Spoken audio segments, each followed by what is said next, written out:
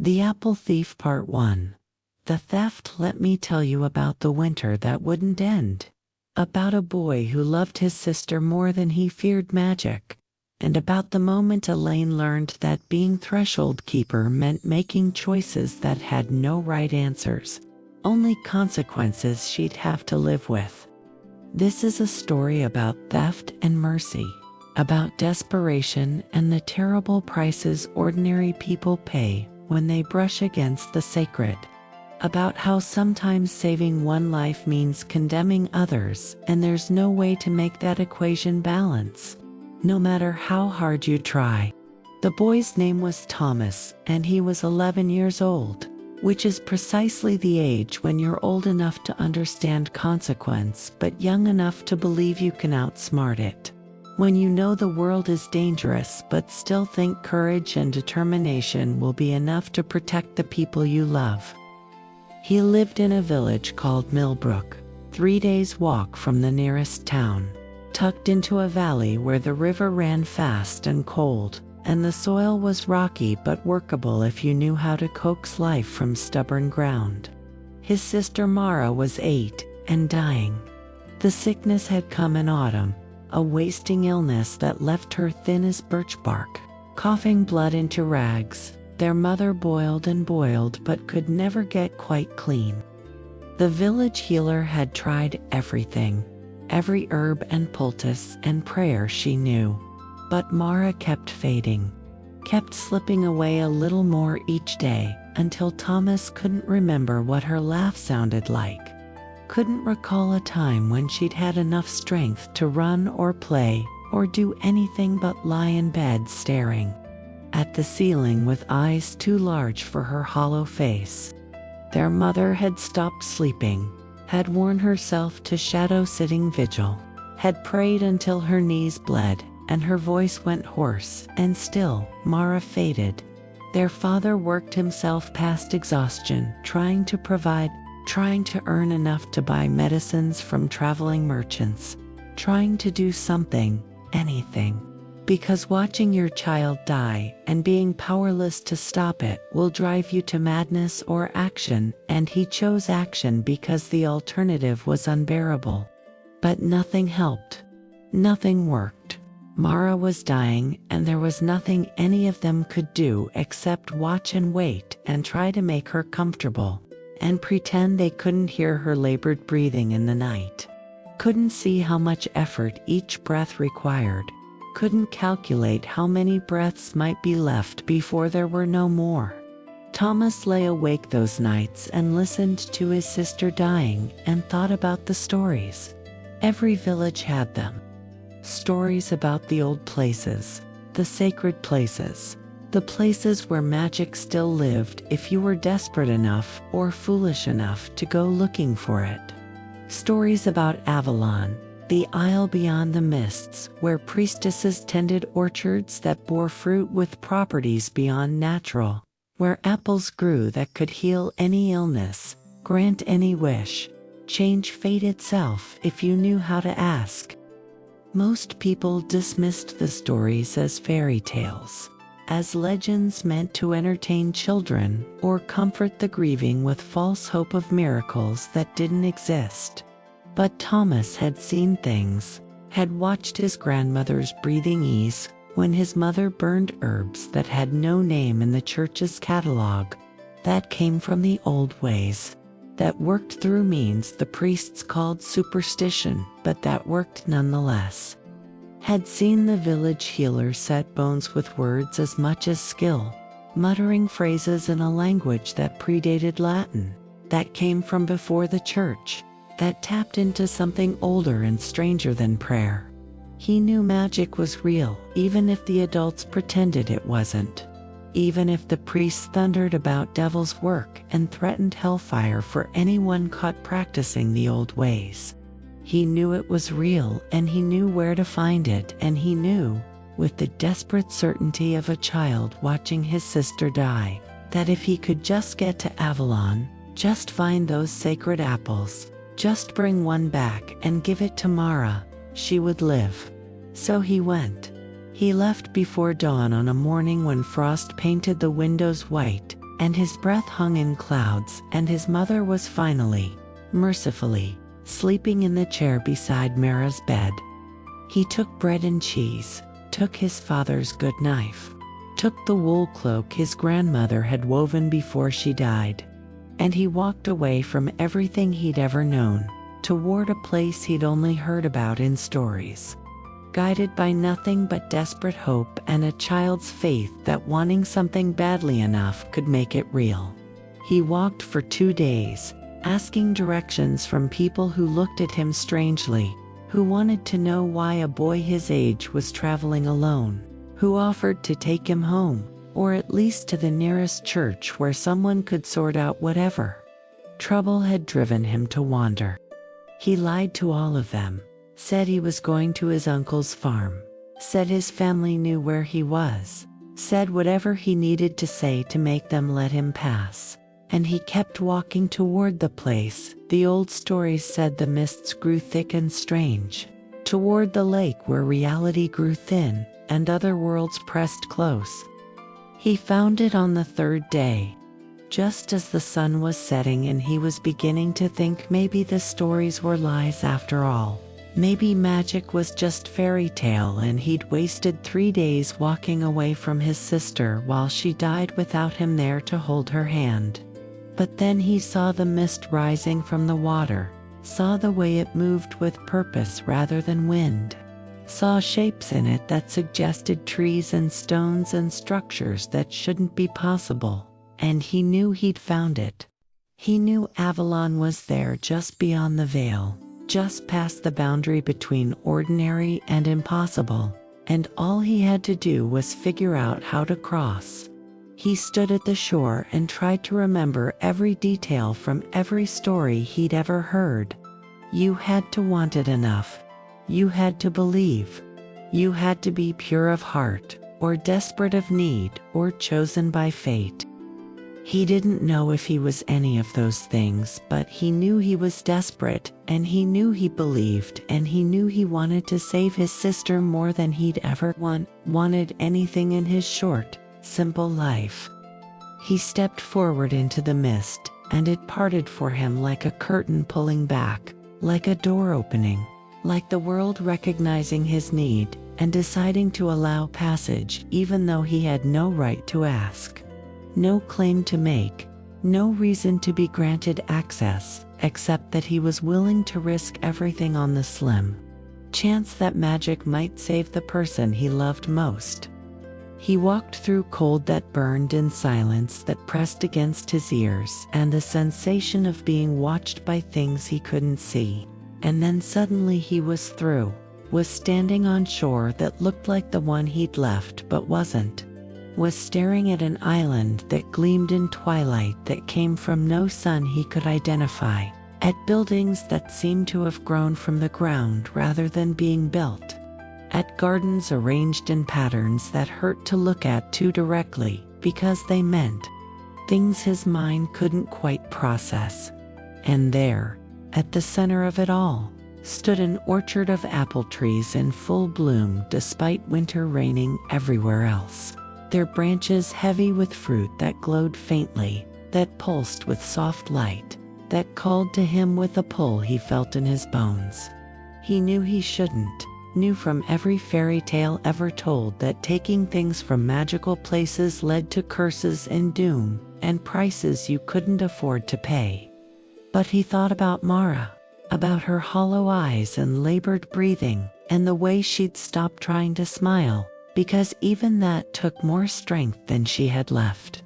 He thought about his mother's prayers that went unanswered and his father's desperation that led nowhere, and the healer's resignation when she admitted there was nothing more she could do.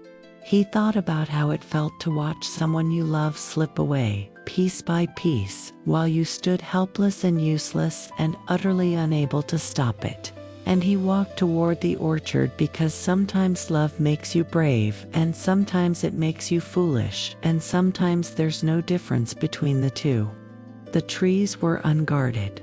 He'd expected priestesses, or spirits, or guardians of some kind, but there was nothing. Just him and the trees and the apples that glowed with promise of miracles. He reached up, fingers shaking, and plucked one from a branch. It was warm in his palm, warmer than any fruit should be, and it smelled of spring and hope and everything good he'd almost forgotten existed. He tucked it into his shirt, against his heart, where he could feel it pulsing like a second heartbeat, and he ran. He ran back through the mist, back toward the mortal world, back toward his dying sister and the miracle he carried that would save her.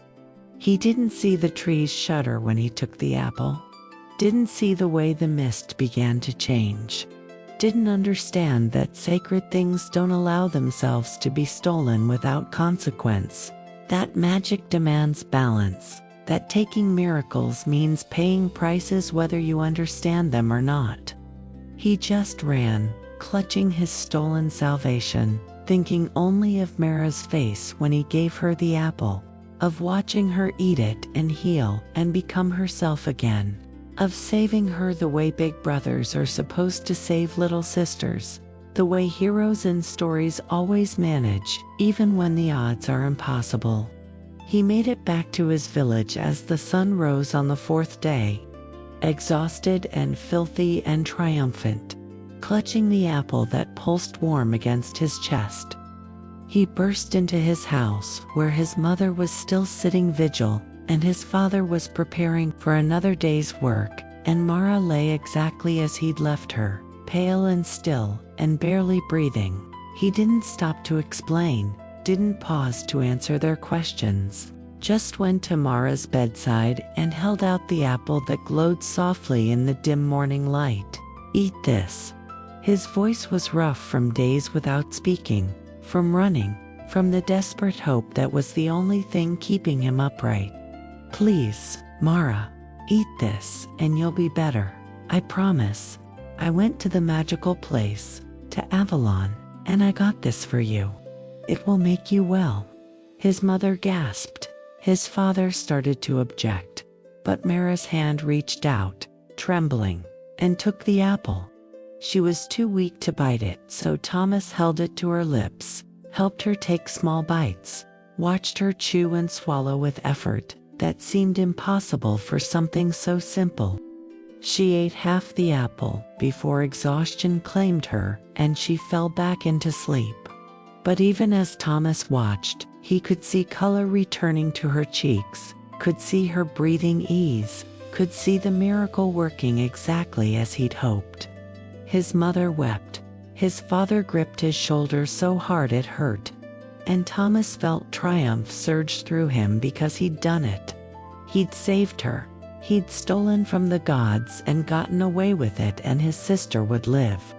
But outside, unnoticed in the celebration, the snow began to fall.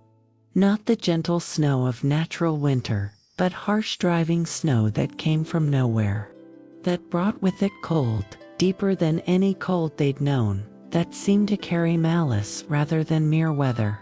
It fell and didn't stop. And the village of Millbrook began its descent into a winter that would not end, into the price that magic demanded for the theft of sacred things, into consequences that would spread far beyond one boy's desperate attempt to save one girl's life. The apple had been stolen, the balance had been broken, and Elaine, standing in the mists between worlds, felt the moment it happened, felt the curse snap into place like a trap closing, felt magic twist from gift to punishment, and knew that she would have to be the one to fix it, even though fixing it might mean breaking the heart of a child who'd only wanted to save his sister, who'd been brave and desperate and foolish in exactly the way children are when love overwhelms sense. She sighed and began walking toward Millbrook, toward the winter that wouldn't end, toward the choice that would haunt her regardless of what she decided. Because being threshold keeper meant more than opening doors. It meant knowing when doors needed to stay closed, when boundaries needed to be enforced, When mercy and justice pulled in opposite directions and there was no path that didn't lead to someone's suffering, she'd become the doorway to save magic. Now she had to learn what it meant to also be the door that sometimes closed, that sometimes said no, that sometimes demanded prices be paid even when the costs seemed unbearable. She walked through the mist and into the village where winter raged out of season, where a boy slept beside his healing sister with no idea what he'd done, what he'd condemned his entire village to, what choice he'd forced Elaine to make. And the snow kept falling. The Apple Thief Part 2. The Endless Winter.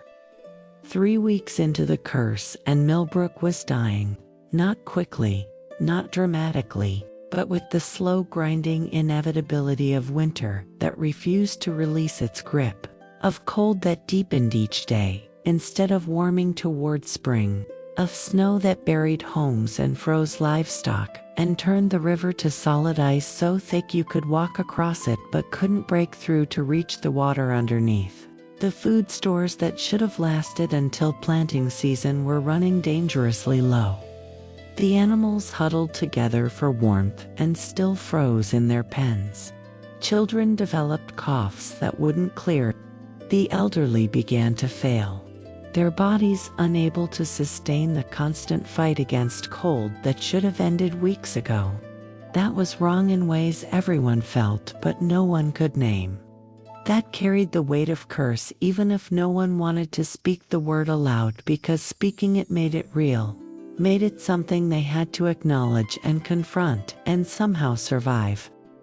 Thomas watched it happen and felt guilt eating at him like disease. Felt the weight of responsibility crushing him, even though he told himself over and over that he'd had no choice, that saving Mara was worth any price, that he'd do it again if he had to, because she was his sister and she was alive.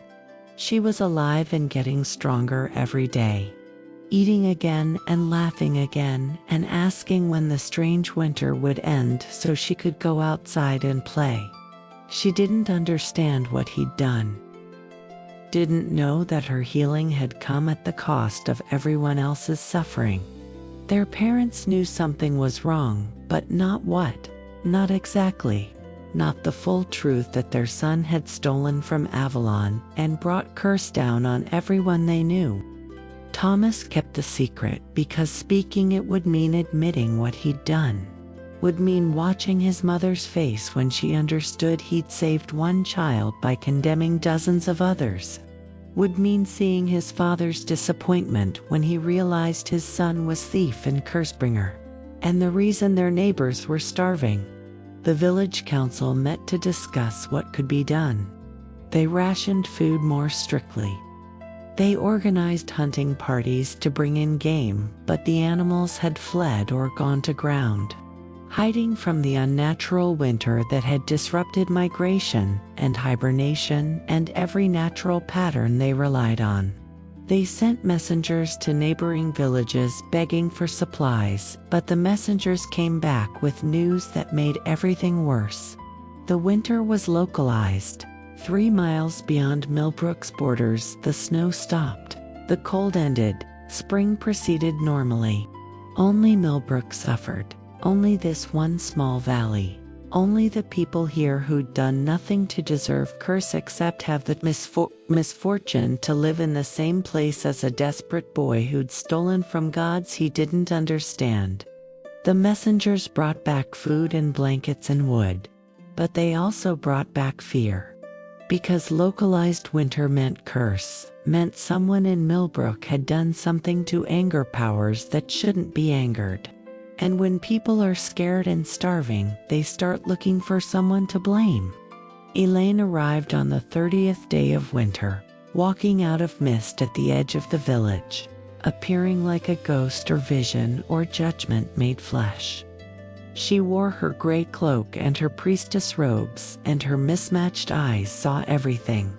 Saw the curse hanging over the village like a weight. Saw the threads of magic connecting it all back to the stolen apple that even now sat on a shelf in Thomas's house. half-eaten, still glowing faintly, still carrying power it was never meant to carry into the mortal world. She stood at the boundary where winter ended and spring began, 1 foot in each season, being threshold even in this, and she felt the shape of what had happened, felt the theft and the curse and the impossible choice ahead of her. She could break the curse. She was threshold keeper. She could walk between worlds, could negotiate with powers others couldn't reach, could fix what the boy had broken if she was willing to pay the price. But the price would be the apple. The price would be taking back what had been stolen. The price would be Mara's life. She walked into the village and people stared at her with expressions mixing hope and suspicion.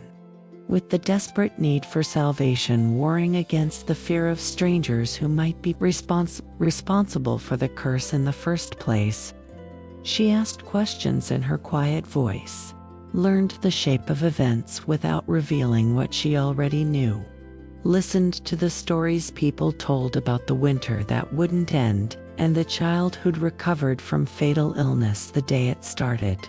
She heard the whispers, the growing suspicion, the way people were starting to look at Thomas's family with calculation rather than sympathy, starting to do the math that added up to curse and consequence and the need for someone to pay.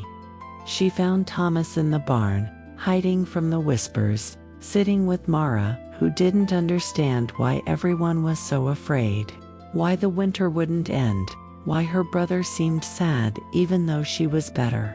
He knew who Elaine was the moment he saw her, knew it in his bones the way you know thunder means storm, knew it in the way her eyes saw too much, in the way she stood like she was in 2 places simultaneously, in the way power moved around her like wind around stone. You came for the apple. His voice was flat, defeated, the voice of someone who'd known this moment was coming but had hoped desperately they were wrong. Elaine sat down across from him, slow and careful, the way you approach wounded animals or frightened children, or anyone who might bolt if you move too fast.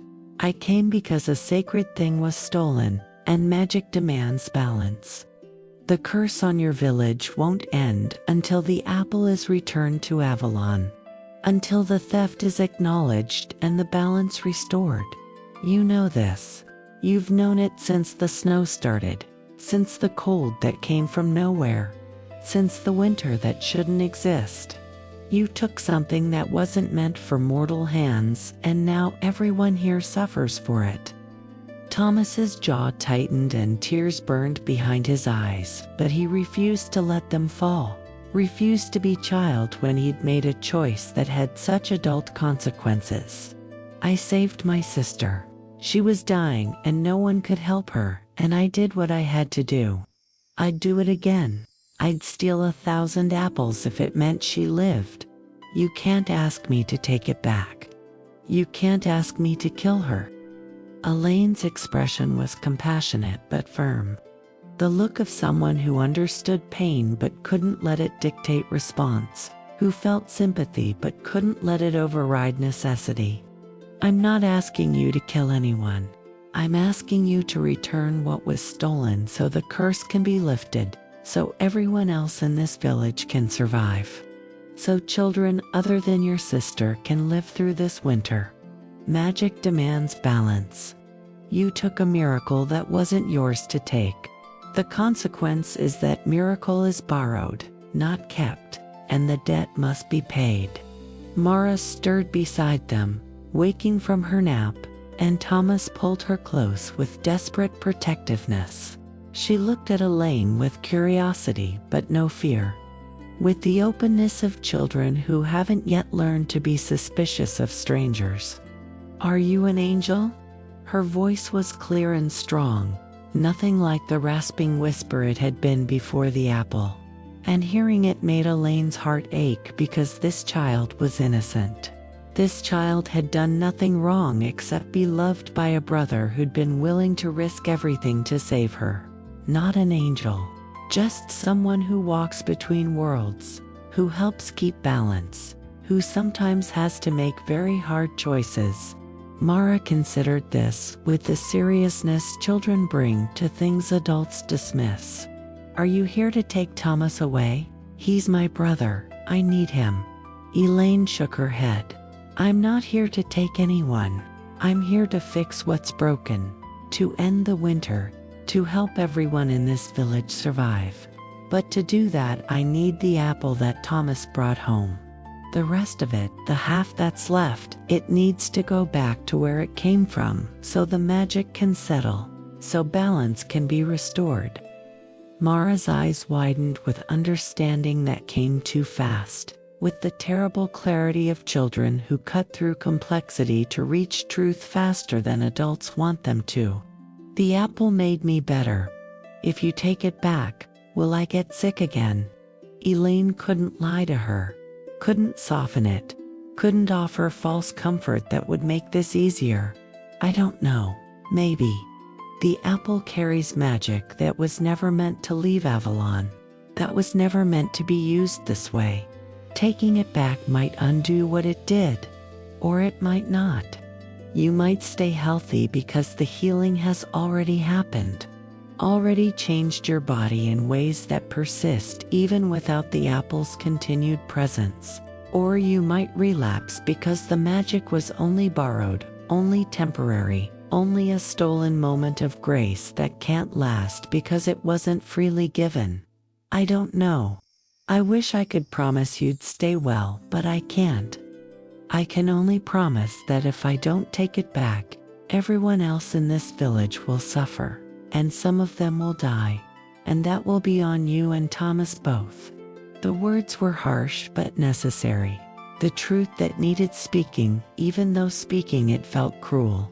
Thomas pulled Mara closer, and his voice was bitter. You're telling a child she has to choose between her life and everyone else's. You're making a little girl responsible for curse and consequence and adult decisions. How is that fair? How is that justice? Elaine met his eyes and her voice was gentle but implacable. It's not fair, it's not justice, it's just consequence. You made a choice when you stole the apple.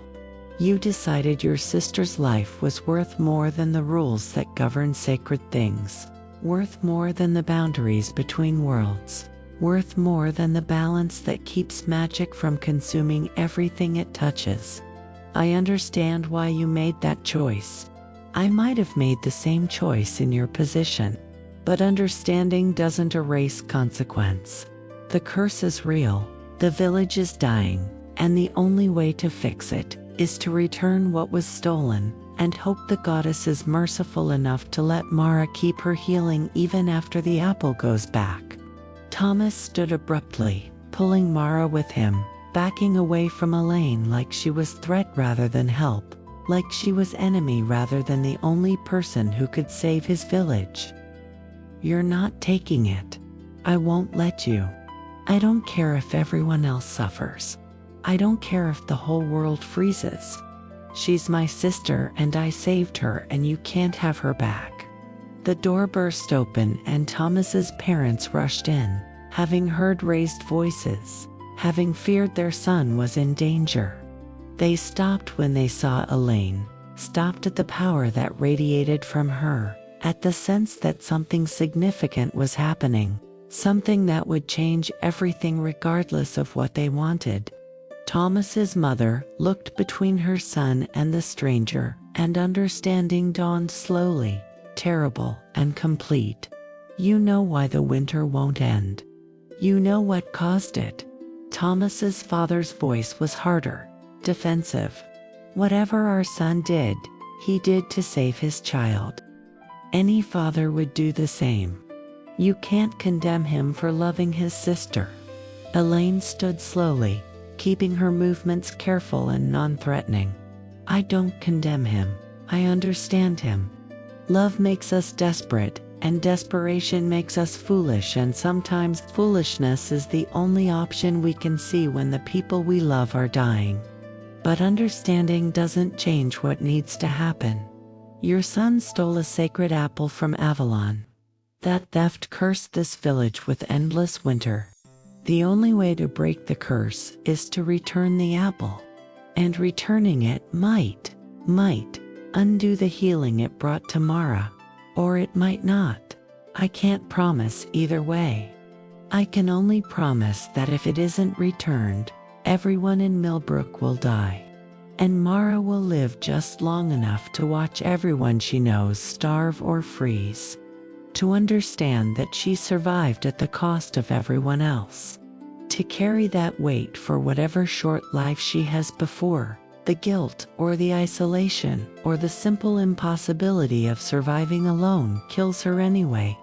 The words landed like stones in still water, sending ripples outward, disturbing everything. Thomas's mother made a small sound, half sob, half denial. His father's face went gray. Mara looked up at her brother with eyes too old for her young face. "Thomas," she said quietly, "is it true? Did you steal magic to save me? Did you make everyone else suffer?" He couldn't lie to her, couldn't maintain the pretense, couldn't protect her from truth, when truth was staring at all of them, demanding acknowledgement. "Yes. You were dying and I couldn't let you die, and I heard stories about magical apples that could heal anything, and I went to Avalon and I took one and I brought it back and I gave it to you, and you got better. And the winter came and I don't regret it. I'd do it again. I'd do anything to save you." Mara was quiet for a long moment. Then she pulled away from her brother's protective grip and walked toward a lane with the careful dignity of children making important decisions. "If I give back the apple, will the winter end? If I get sick again but the village survives, is that how it works? Is that the balance?" Elaine knelt, so they were eye to eye, so this child who was being asked to make impossible choices could see that she was being treated as person, as equal, as someone whose decision mattered and deserved respect. "Yes, that's the balance. Your life is precious. Your healing is a miracle. But it was a stolen miracle, and stolen things carry prices. The goddess might let you keep your healing even after the apple returns. She might be merciful, or she might demand that what was given be taken back because it was never properly asked for. Never freely granted, never part of the natural order. I can't promise which will happen. I can only promise that this winter will end when balance is restored."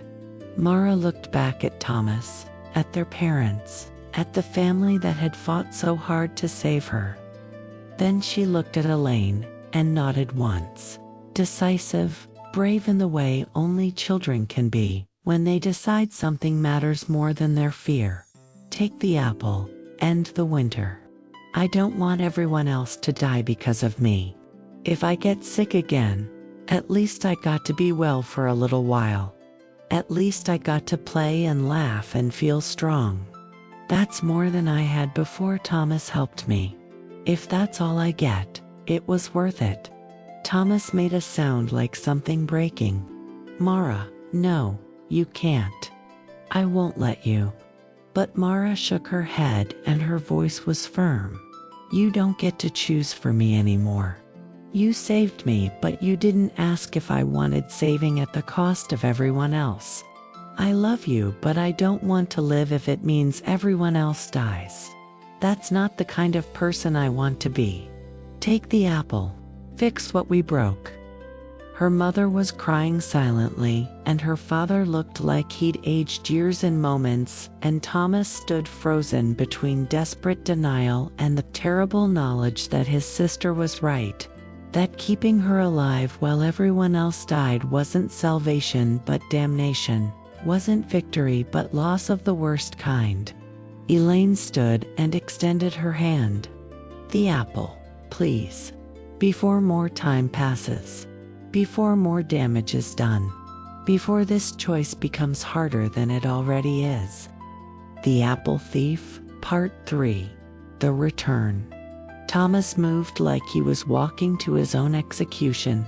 each step heavy with finality, with the weight of giving up the miracle he'd fought so hard to obtain, of surrendering his sister's life to the judgment of powers he didn't understand and couldn't control. He went to where the apple sat on its shelf, still glowing faintly, still pulsing with the magic that had saved Mara, that had given them these few precious weeks of hope and joy and normalcy, before reality reasserted itself with vengeance. He picked it up, and it was warm in his hand, warm and alive and precious. And holding it felt like holding his sister's heartbeat, holding proof that miracles existed, holding evidence that sometimes love was enough to change fate. He turned back to Elaine, and his hand shook as he extended it, as he offered her the thing he'd stolen, the gift he'd taken, the salvation he was now surrendering. "I hate you." His voice was barely whispered, but it carried such weight of pain that Elaine flinched, despite years of practice at maintaining composure. Despite knowing that being threshold keeper meant absorbing anger and grief and blame from people who needed somewhere to direct their suffering. "I hate you for making us choose. I hate you for not finding another way. I hate you for taking this from us, when you could have let us keep it. When you could have found some other solution. When you could have been merciful instead of just..." Elaine took the apple, and its warmth seeped into her palm, into her bones, into the part of her that existed in both worlds simultaneously, and felt the pull of magic, like gravity. "I know. I hate this too. I hate that I have to be the one who takes miracles away, who enforces balance when balance requires cruelty, who says no when saying yes would be so much easier, so much kinder, so much more human. But being threshold keeper means holding the door for those who should pass through, and closing it for those who shouldn't. It means maintaining boundaries even when boundaries break hearts. It means understanding that mercy to one person can be cruelty to many others, and justice that hurts individuals is sometimes necessary to protect everyone else." She looked at Mara, this brave child who'd chosen sacrifice over survival, who demonstrated more wisdom than most adults possessed, who'd understood instinctively that some prices were worth paying and some salvations cost too much, regardless of how desperately you wanted them. "You're very brave. Braver than you should have to be at your age. I wish I could promise you'll stay well. I wish I could guarantee the goddess will let you keep your healing even after the apple returns.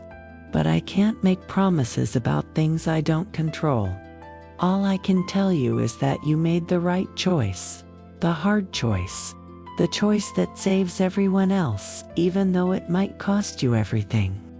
That's the kind of courage priestesses train their whole lives to develop, and you found it at 8 years old. Whatever happens next, remember that. Remember that you were willing to pay the price, willing to risk yourself, willing to choose everyone's survival over your own comfort. That matters. That's worth something, even if the worst happens. Mara nodded, and her eyes were clear despite the tears on her cheeks. "Will it hurt? If the sickness comes back, will it hurt as much as before?" Elaine wished she could lie, wished she could offer comfort that wasn't true. But lies served no one, and this child deserved honesty, even when honesty was harsh. "I don't know. It might. Or it might not come back at all. The magic worked on you, changed you, healed you at a level deeper than surface. That change might persist even without the apple's continued presence. Or the healing might have been temporary, might have been more like a loan than a gift. And removing the apple might mean the loan is called due. There's no way to know until the apple is back where it belongs and the balance settles. I'm sorry I can't tell you more. I'm sorry I can't make this easier." Mara went to her parents, and they held her like they could keep her safe through sheer force of will. through love that was powerful but not powerful enough to change the rules of magic. Not powerful enough to override consequence. Not powerful enough to make stolen miracles permanent no matter how desperately they wanted them to be. Thomas stood apart, isolated by his choice and its consequences. By the knowledge that he'd done this, that he'd brought this moment into being. That no matter how much he wanted to blame Elaine for taking the apple back, she wasn't the villain here, was just the person tasked with cleaning up the mess he'd made when he'd decided his love was worth more than the rules that govern the sacred. Elaine looked at him, and her voice was gentle, despite his anger, compassionate despite his blame. What you did, stealing the apple, it came from love. It came from the best part of being human, from the refusal to give up, from the insistence that the people we love matter more than rules or consequences or anything else. I understand that.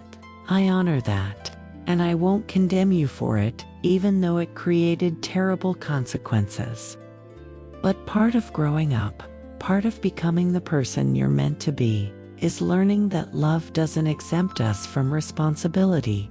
That good intentions don't erase harm. That sometimes the bravest thing isn't stealing miracles, but accepting what can't be changed and finding meaning in the time we have, rather than destroying everything, trying to extend it. She didn't wait for his response, didn't need his forgiveness or understanding, just needed him to hear the words that might, someday, help him make peace with what had happened. She turned and walked toward the door, toward the mist that was already gathering to take her back to Avalon, back to the sacred isle where the apple belonged, back to the place between worlds where she existed in permanent threshold, permanently between choices, permanently carrying the weight of other people's desperation and the consequences of their love. Wait, Mara's voice stopped her at the door. When you take it back, will you tell the goddess I'm sorry? Will you tell her we didn't mean to steal? We just wanted to live. Will you ask her to be merciful? Elaine smiled, and it was sad but genuine. I'll tell her. I'll ask, but the goddess doesn't always answer the way we want.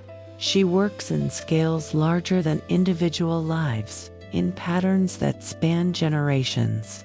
In balance that requires sometimes allowing suffering so greater harmony can persist. All I can do is return what was stolen, restore what was broken, and hope that's enough. She walked out into the winter that still raged, into snow that fell like judgment, into cold that bit and tore and promised death to anyone who gave up fighting it.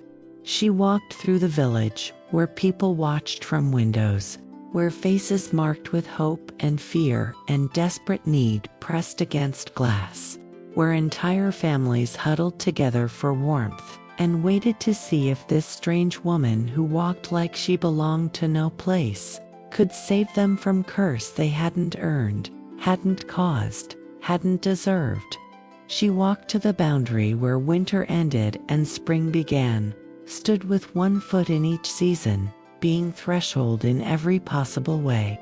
She held the apple up and spoke in old tongue, in the language from before, in words that opened doors between worlds and made magic listen. I return what was stolen. I restore what was broken. I ask mercy for the child who took and the child who ate, and the village that suffers. I ask balance that doesn't demand death, justice that leaves room for grace, consequence that teaches without destroying. I ask these things, knowing I have no right to ask, knowing mercy must be granted freely rather than demanded, knowing the goddess hears but may not answer in ways that comfort us. The apple grew warmer in her hand, began to pulse with light that grew brighter and brighter, until she couldn't look at it directly, until the glow filled the space between worlds. Until magic answered her petition with response she couldn't interpret, couldn't understand, could only accept. The light flared once, brilliant and blinding, and then the apple was gone. Was back where it belonged, was returned to Avalon's orchards, where it would grow again on branches meant to bear sacred fruit, where it would ripen under skies that existed between possible and impossible, where it would wait for someone to properly ask rather than simply take. The moment the apple vanished, the winter broke. Not gradually, not slowly, but all at once, like a spell shattering, like a curse releasing its grip, like magic that had been twisted returning to its proper shape. The snow stopped falling, the clouds parted. Warm wind swept through the valley, carrying the smell of earth and growing things, carrying spring that had been held back for 30 days, carrying release and relief, and the promise that survival was possible again.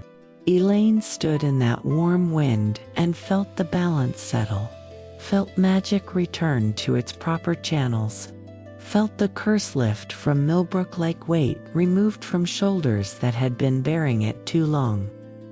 But she also felt something else, something she couldn't name, some edge to the magic that suggested the goddess had heard her petition and answered in ways that would only become clear with time. In ways that weren't simple yes or no, but something more nuanced, something more complex, something that would require living through to understand. She walked back toward Thomas's house, toward the family that waited to learn their fate, toward the child who'd chosen everyone's survival over her own certainty. She found them still holding each other, still frozen in that moment of terrible anticipation, still waiting for the price to be demanded, for the consequence to arrive, for Mara to collapse or weaken or begin the descent back into sickness that everyone feared was coming. But Mara stood strong, stood straight, stood breathing easy and clear, and showing no sign of relapse, no indication that removing the apple had undone its work. She looked at Elaine with eyes that held hope, but also uncertainty, with the knowledge that sometimes consequences took time to arrive, that sometimes the worst came not immediately but slowly, sneaking up when you thought you were safe. Am I going to be okay? Did the goddess let me keep the healing?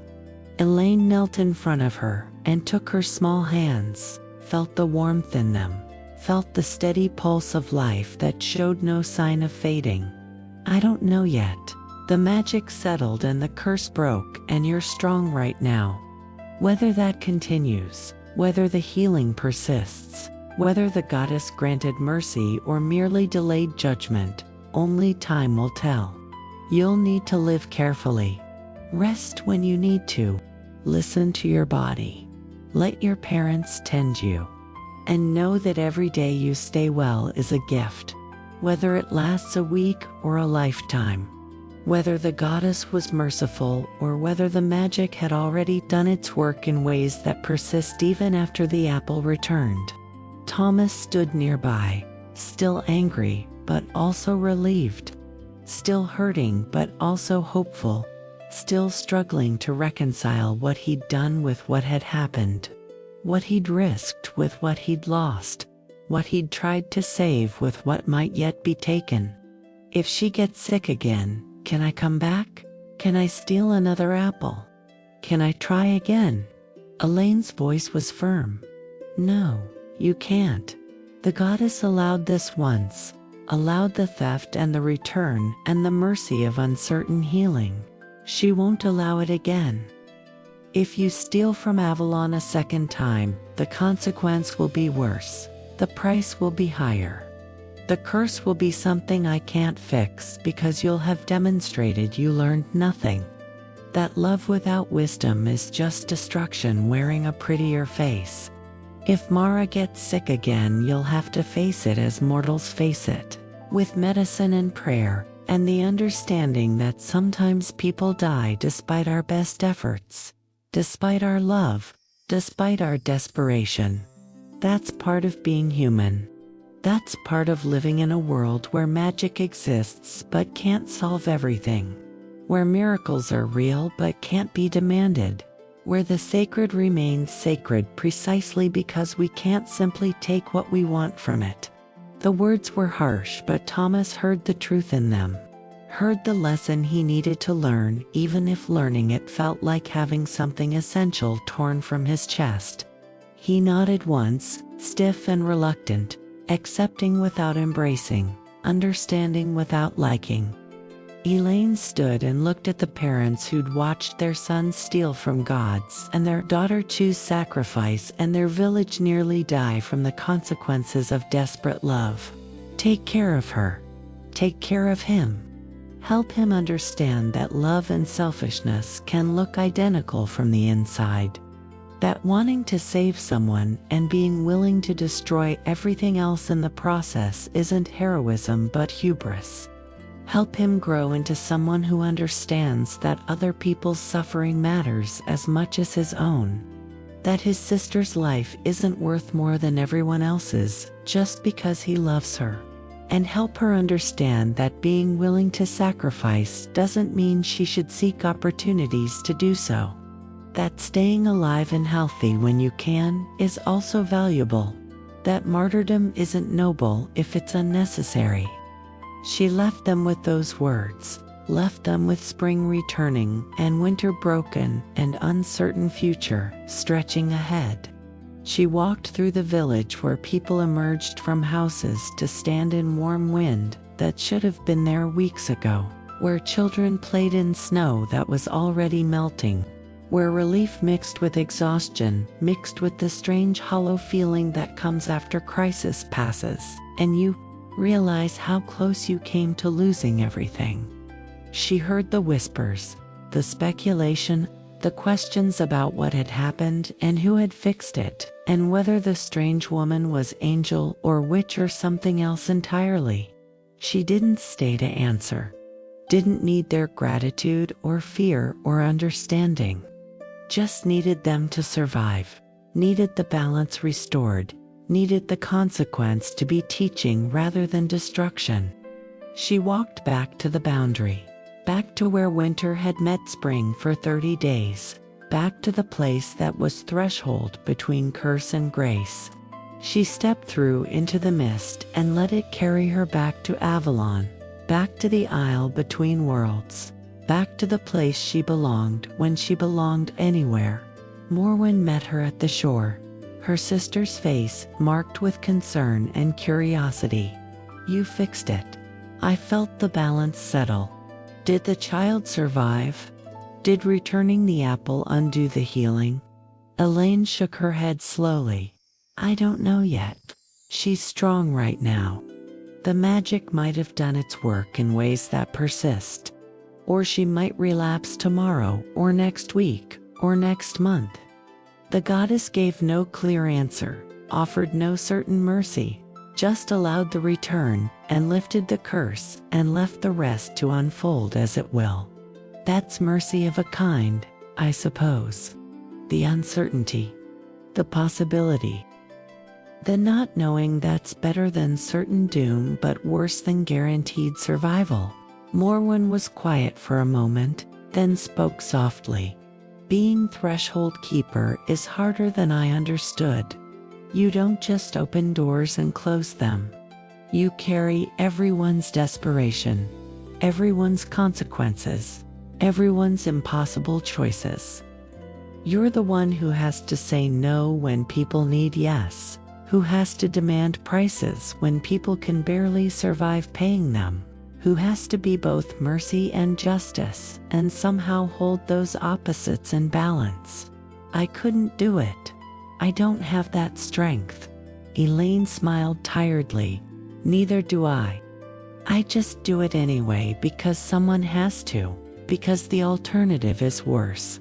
Because letting people steal from the sacred without consequence would unravel everything, would destroy the boundaries that keep magic from consuming the world, would turn miracles into commodities and reduce the divine to something that can be taken, rather than something that must be asked for, given freely, received with gratitude and responsibility. They walked together through Avalon's orchards, where the stolen apple had already begun to regrow, where branches bore fruit that glowed with promise of healing, where magic concentrated in forms that could save or destroy depending on whether they were properly used or thoughtlessly taken. Elaine touched one of the apples gently, felt its warmth, felt the potential in it, felt the temptation it represented to anyone desperate enough to think stealing was justified by need. These should be guarded. If one child could find his way here and take one, others will try. Others will hear the story and think they too can steal miracles and escape consequence. Morwen nodded. I'll assign priestesses to watch the orchards.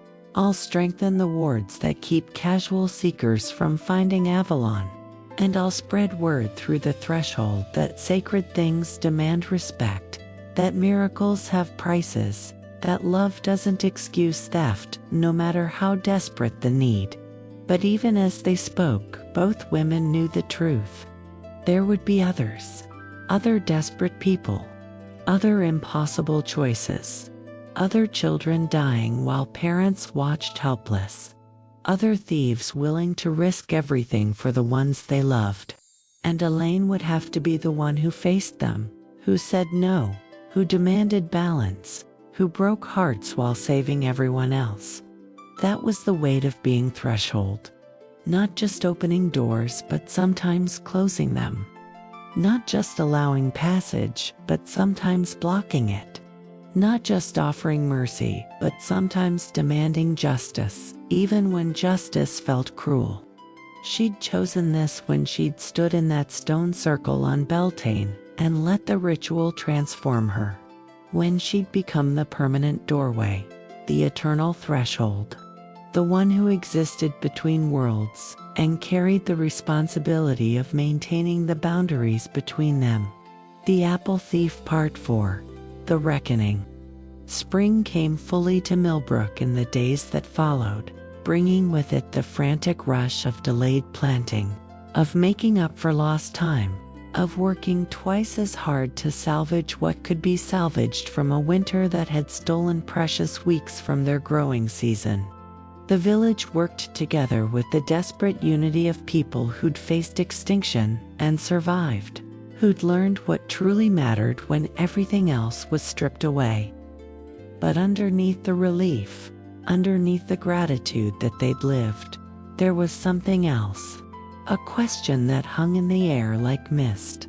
A wondering about what had caused the winter, who had brought curse upon them, whose sin had nearly destroyed them all. The whispers started quietly, but grew louder with each passing day. People noticed how Mara had recovered exactly when the winter had started. Noticed how Thomas had been gone for 3 days before the snow began. Noticed how the family had been so desperate to save their daughter, they might have tried anything, risked anything, done anything, including things that should never be done. The whispers became speculation. Speculation became accusation. And within a week of the curse breaking, Thomas's father was brought before the village council to answer for his son's theft, to explain how a child had managed to find Avalon and steal from sacred orchards, to account for the suffering his family had brought on everyone else. The trial, if it could be called that, was held in the common house with the entire village gathered, with faces that had been friendly turning cold, with neighbors who'd helped raise Thomas now looking at him like he was stranger or monster or demon wearing human shape. The council elder, a man named Garrett who'd lived in Millbrook his entire 70 years, stood to speak. We know the winter was curse. We know it was brought on by theft from the magical places, from Avalon itself. We know a child stole a sacred apple and that theft nearly killed us all. What we need to understand is how this was allowed to happen, whose responsibility this falls on, what justice demands in response. Thomas's father stood before them, gray-faced and exhausted, aged years and weeks by the strain of watching his village suffer for his son's choice. My son did what any child would do when watching his sister die. He heard stories about magical healing, and he went seeking it, and he took what he shouldn't have taken. I didn't know. His mother didn't know. We didn't ask him to do it. We didn't encourage it. We were just trying to survive, trying to keep our daughter alive through normal means, through prayer and medicine and hope. We had no idea he'd gone to Avalon until he came back with the apple. One of the council members, a woman named Sarah, whose own child had developed fever during the endless winter and nearly died before spring returned, spoke up. But your son did go, did steal, did bring curse on all of us. And your daughter ate the apple knowing it was stolen, knowing it was wrong, knowing it came from places humans aren't meant to touch. Someone has to pay for that. Someone has to answer for the fact that my child nearly died because yours was saved. Thomas's mother stood, her voice shaking but determined. My daughter is 8 years old. She was dying. She ate what her brother gave her because she trusted him. Because she was too sick to understand what it meant. Because she was a child being offered hope when there was no hope left. You can't condemn a child for wanting to live. You can't call her guilty for accepting a gift she didn't understand. And my son, he's 11. He's a child too. He made a terrible choice, but he made it from love, from desperation, from the refusal to give up that we should be praising, not punishing. But another voice rose from the crowd, bitter and angry. My husband froze to death in the fields trying to bring in wood. Your daughter lived while mine was left fatherless. That's not justice. That's not fair. That's your family's salvation bought with everyone else's suffering. Someone has to pay. Someone has to answer. And if it's not the children, then it has to be the parents who raised them, who created a child so selfish he thought his sister's life was worth more than everyone else's, who didn't teach him that magic has rules and boundaries and consequences. The voices rose, overlapping, angry and hurt, and looking for someone to blame because they'd suffered, and suffering demands explanation. Demands someone to be held responsible. Demands justice, even when justice is complicated and unclear and impossible to achieve cleanly. Thomas stood suddenly, his voice cracking but determined. It was me. I did it.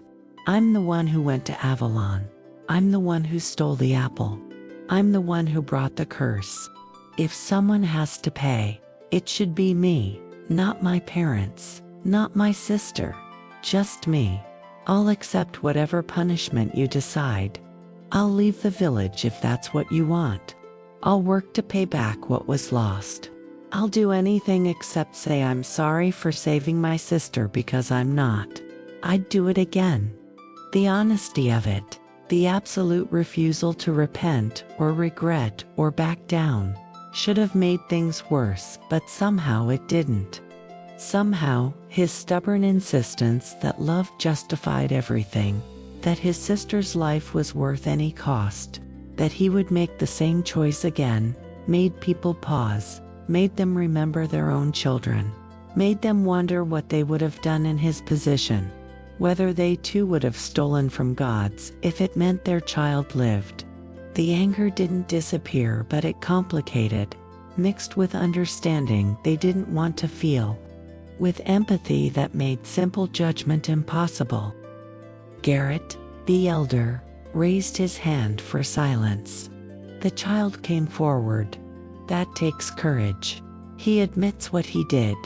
He accepts responsibility. The question before us is what justice looks like in this situation. Do we punish a child for loving his sister? Do we exile a family for a son's desperate choice? Do we demand payment for suffering that was real but also ended? That could have killed us but didn't. that tested us but also revealed who we are when everything else is stripped away. A new voice spoke from the back of the room, and people turned to see Elaine standing there, having appeared from nowhere the way she did, having come because she'd felt the village's anger and knew her work wasn't finished, that returning the apple had only been the first part of the healing, that the real work was helping people move past their pain toward something that looked like forgiveness, or at least acceptance. You're asking the wrong questions. Justice isn't about punishment. It's about restoration, about healing what was broken, about finding ways forward that don't require destroying more lives than have already been damaged. This child stole from Avalon and brought curse upon you. That's true. But the curse is lifted. Spring has come. You're surviving. The real question is whether you let this break you apart, turn you against each other, destroy the community that helped you survive the winter, or whether you choose to learn from it, to grow from it, to become people who understand that desperate love makes us capable of terrible things, but that doesn't make us evil, just human. People shifted uncomfortably, not wanting to hear wisdom that complicated their anger, that made their desire for punishment seem petty or cruel. But Elaine continued, her voice gentle but firm. Thomas made a choice that had terrible consequences. He understands that now in ways he didn't before. He knows his sister's life came at the cost of everyone's suffering. He'll carry that knowledge forever. Will never be able to forget that his love nearly destroyed everyone he knew. That's punishment enough for a child. That's burden enough for anyone. What he needs now isn't exile or condemnation. What he needs is to learn how to live with what he's done, how to channel his fierce love into something that helps rather than harms, how to grow into someone who understands that other people's suffering matters as much as his own pain. And he can't learn that if you cast him out. He can only learn it if you help him, if you show him what redemption looks like, if you demonstrate that communities survive, not by punishing every mistake, but by teaching people to do better. The silence that followed was heavy with consideration, with people wrestling between their need for someone to blame and their exhaustion with anger, between their hurt and their understanding, between wanting justice and wanting peace. Finally, Sarah, the woman whose child had nearly died during the winter, spoke quietly. What does redemption look like? How does a child make amends for something like this? Elaine looked at Thomas, at this boy who'd been so brave and so foolish, who'd loved so fiercely it had nearly destroyed everything. He works, he serves, he gives back to the community he endangered. Every day for the next 5 years, he does whatever needs doing. He helps plant and harvest. He tends the sick. He repairs what's broken. He learns every skill anyone is willing to teach him. And through that work he learns what it means to be part of a community, what it costs to maintain it, what responsibility looks like when it's not just about the people you love, but about everyone who shares your life. Thomas nodded immediately, accepting without hesitation. I'll do it. Whatever you need, whatever anyone needs, I'll work every day. I'll prove I understand what I did. I'll prove I can be better than I was. His parents looked relieved and frightened in equal measure, grateful their son wasn't being exiled but terrified of what 5 years of servitude might do to a child, how it might shape him, whether it would teach the lessons everyone hoped or just break him in different ways. Garrett considered, looked around at the faces of his village, judged the mood and the moment. 5 years of service to the community. Every day, dawn to dusk, doing whatever work needs doing. His family can support him, but he gets no special treatment, no favors, no exceptions. He wanted to be hero and save his sister. Now he learns what it really means to serve, to put community before personal desire, to understand that his actions affect more than just himself. At the end of 5 years, if he's learned those lessons, if he's demonstrated growth and understanding and genuine repentance, we'll consider him redeemed and welcome him fully back into the community as equal rather than servant. The murmur that ran through the crowd suggested agreement, if not enthusiasm, acceptance, if not forgiveness, willingness to try this path, even if they weren't sure where it led. Thomas's parents wept with relief. Mara stood silent, watching her brother accept punishment for saving her, understanding in ways no 8-year-old should have to understand that love carried weight, that miracles had prices, that nothing was ever as simple as it seemed in stories. Thomas looked at Elaine, and his eyes held gratitude and resentment in equal measure. "Thank you for giving me a chance, even though you took the apple back. I still hate that you did that, but I understand why. I understand a lot of things now that I didn't before. I understand that I was selfish, that I thought my pain and my love were the only things that mattered, that I didn't think about consequences beyond saving Mara. I'll do the work. I'll learn what you wanted me to learn. And maybe someday I'll actually believe I did the right thing by accepting this instead of the wrong thing by stealing the apple in the first place." Elaine touched his shoulder gently. "You don't have to believe you were wrong to save your sister. You just have to understand that saving her the way you did came with costs that other people paid. You can hold both truths simultaneously. You saved someone you love, and you hurt people you didn't know but who mattered anyway. Both things are real. Both things are true. Learning to live with that complexity, learning to accept that love doesn't excuse everything but doesn't make you evil either. That's what growing up actually means. That's what wisdom looks like when it's not in books or sermons but in your bones." The council meeting ended with Thomas beginning his servitude the next day, with the village choosing to move forward rather than dwelling on anger, with Mara being allowed to stay and heal, and hopefully remain healthy, though everyone understood she might not, that the reprieve might be temporary, that the goddess's mercy was uncertain. Elaine prepared to leave, to return to her threshold keeping, to continue the work of walking between worlds and maintaining the boundaries that kept magic and mortal realm in proper balance. But before she left, she visited Mara one final time, found the child in the garden already looking stronger, already playing with a tentative joy that suggested she understood how precious health was now, how easily it could be lost, how grateful she needed to be for every day she had. "You're going away?" Mara's voice wasn't questioning, just observing. Elaine nodded. "I have to. I'm threshold keeper. I walk between worlds. I don't stay anywhere for long, but I'll check on you sometimes.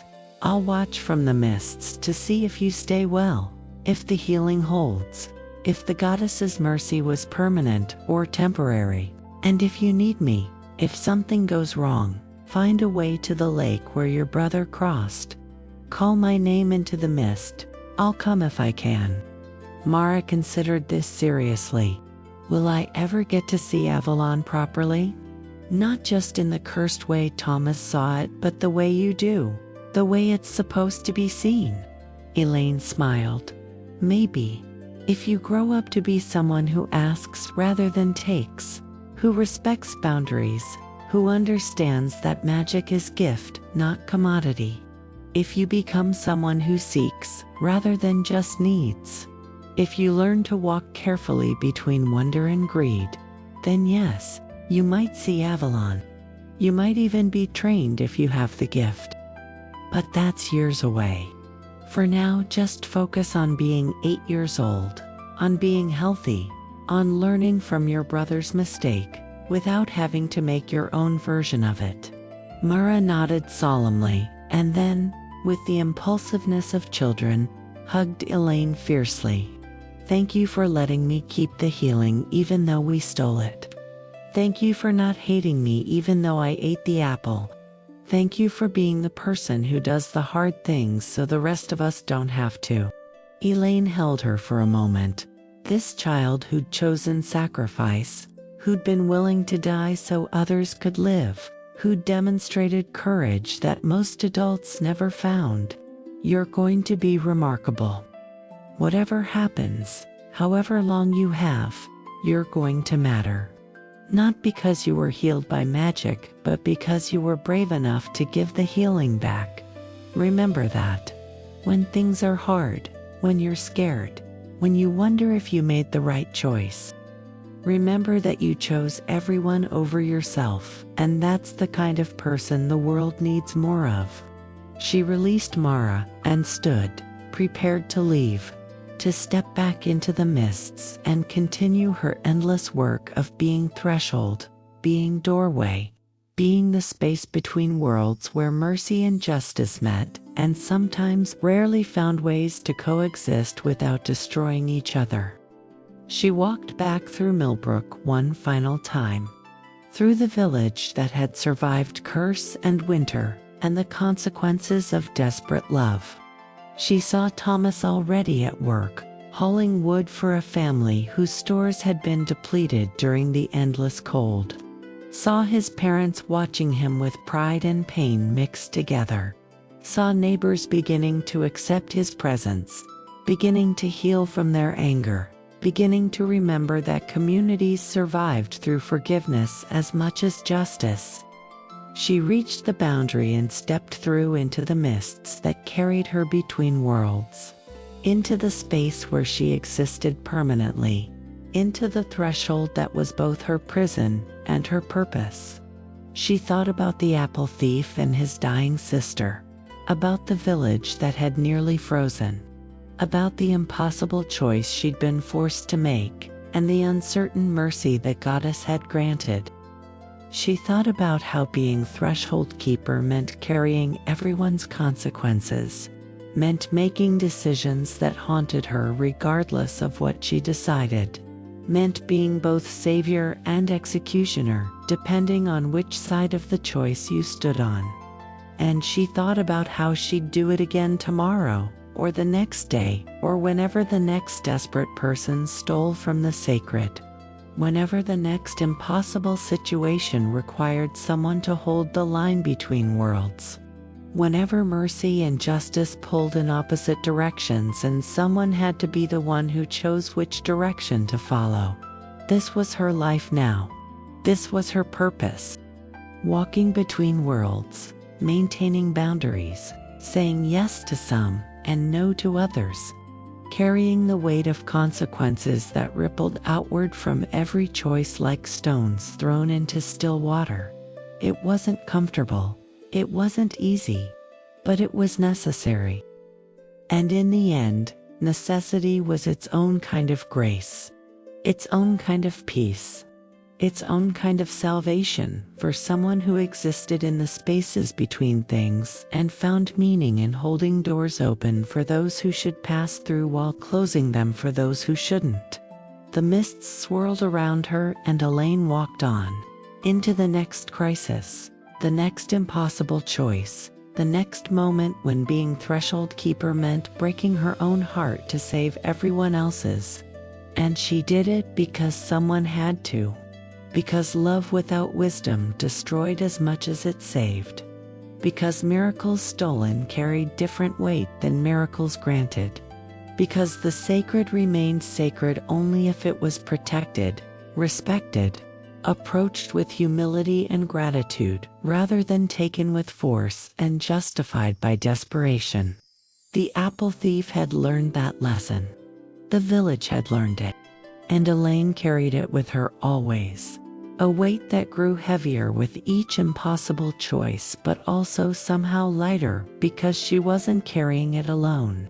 Every person who learned from consequence, every child who grew wiser from mistake, Every community that chose forgiveness over punishment, they all carried pieces of the weight with her, made the burden bearable, made the threshold worth keeping, made the choices worth making even when they broke her heart. And that, in the end, was enough.